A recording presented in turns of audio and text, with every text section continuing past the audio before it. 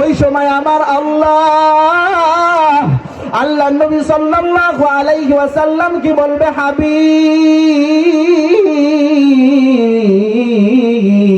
আয় আল্লাহর নবী ইরফা রাসাকা মিনাস সাজদা, আয় আল্লাহর নবী আপনি সিজদা থেকে আপনার মাথা উত্তোলন করেন। আল্লাহর নবী তখন বলবে, না না আমি মাথা উত্তোলন করব না। আল্লাহ তাআলা তখন বলবে, সালতু আতা ইশফা তুশাফা, আয় আল্লাহর নবী আয় আমার হাবিব দুনিয়াতে আমি তোমাকে কষ্ট কম দেই নাই, তোমাকে আমি পরীক্ষা কম করি নাই, কিন্তু আজকে তোমাকে আমি পরীক্ষা করব না, আজকে তুমি যা বলবা তাই শোনা হবে। এইবার আল্লাহর নবী বলবেন, আল্লাহ আমার একটা উম্মতকেও যদি জাহান্নামে দেয়া হয়, আয় আল্লাহ আমার একটা উম্মতকেও যদি জাহান্নামে দাও, তাহলে আমি নবী মুহাম্মদ জান্নাতের মধ্যে ঢুকবো না। এইবার আল্লাহ তাআলা বলবেন, হাবিব ও আমার হাবিব আখরিজ মান কানা মিন ফি কলবিহি মিসকালু যাররাতিন মিনাল ঈমান, আয় আমার হাবিব আপনার উম্মতের মধ্যে যার অন্তরের মধ্যে যারা পরিমাণ ঈমান আছে তাকে তুমি নিয়ে জান্নাতের মধ্যে চলে যাও। এইবার আল্লাহর নবী ওই উম্মতকেও জাহান্নামের মধ্য থেকে নিয়ে জান্নাতের মধ্যে পৌঁছায়া দিবে। তারপর আল্লাহর নবী আবার সিজদার মধ্যে পড়বে আর বলবে, মালিক আমার আরো অনেক উম্মত জাহান্নামের মধ্যে আছে। এইবার আল্লাহ তাআলা বলবেন, হাবিব তোমার আর কোন উম্মত জাহান্নামের মধ্যে নাই। আল্লাহ তো সব জানে, তারপরেও বলবে। এইবার আল্লাহর নবী বলবে, না আল্লাহ আমার মনে হয় আরো আমার উম্মত জাহান্নামের মধ্যে আছে। এইবার আল্লাহ জাহান্নামের ফেরেশতাকে পাঠিয়ে দিবে। জাহান্নামের ফেরেশতা যাওয়ার পর দেখবে কোনো বান্দা নাই, কিন্তু দূর থেকে ইয়া হান্নান ইয়া মান্নান আওয়াজ আসতেছে।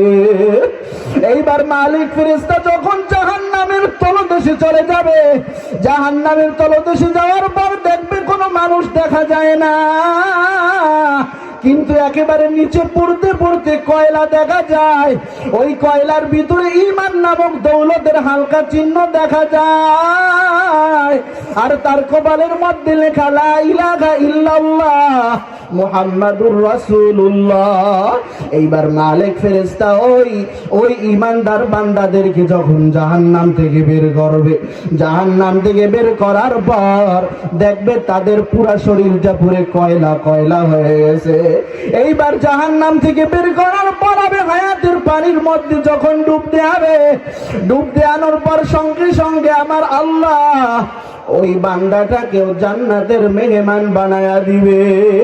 তারপর আল্লাহর নবী আবার বলবে, মালিক আমার আরো উম্মত জাহান্নামের মধ্যে আছে। আল্লাহ বলবে, হাবিব যাও তোমার যা মনে চায় তাই তুমি করো। এইবার আল্লাহর নবী বলবে, আল্লাহ আমার যেই উম্মত জীবনে কোনো আমল করে নাই, একবার বলছে লা ইলাহা ইল্লাল্লাহ মুহাম্মাদুর রাসূলুল্লাহ, আয় আল্লাহ আমার ওই বান্দাকেও তুমি জান্নাত দিয়ে দাও। আমার আল্লাহ বলবে, হাবিব তুমি যাও তোমার ওই উম্মতকেও তুমি জান্নাতের মধ্যে নিয়ে যাও। বলেন সুবহানাল্লাহ। এই কারণে আমার ভাই আমার বন্ধুরা আমার সময় শেষ। আমরা যারা গুনাহ মাফ করতে পারি নাই, শেষ হুজুরের দোয়ার মধ্যে আমরা গুনাহ মাফ করে যাব। আর যে ভাই বোনদের মা নাই বাবাও নাই, অন্ধকার কবরের মধ্যে চলে গেছে, আর বলে সন্তান আজকে তুমি আমি মায়ের দোয়ার বদৌলতে আজকে তুমি বড়লোক হয়ে গেছো, আজকে আমি মায়ের দোয়ার বদৌলতে তুমি আজকে বক্তা হয়ে গেছো, আজকে তুমি আমি মায়ের দোয়ার বদৌলতে সভাপতি হয়ে গেছো, মেম্বার হয়ে গেছো, এমপি হয়ে গেছো, আজকে আমি মায়ের দোয়ার বদৌলতে তুমি বড় হুজুর হয়ে গেছো। ও আমার সন্তান, তোমার কি আমি মায়ের কথা কি একটাবারও মনে পড়ে না? যেই মা তুমি বলতা, মা আমি ঢাকা যাই, রাত্রিবেলা আমি আমার বাসার মধ্যে আসবো। তুমি যখন রাত্রিবেলা ঢাকা থেকে যখন তুমি আসতে আসতে আসতে তোমার 1টা 2টা বেজে যাইতো, কিন্তু তুমি আসার পর রাত যখন গভীর হয়ে যাইতো, আসার পর তোমার স্ত্রী ঘুমাই যাইতো, তোমার বাবাও ঘুমাই যাইতো, কিন্তু সকলে ঘুমাই যাওয়ার পর কিন্তু আমি জনম দুঃখিনী মা ঘুমাইতে পারতাম না।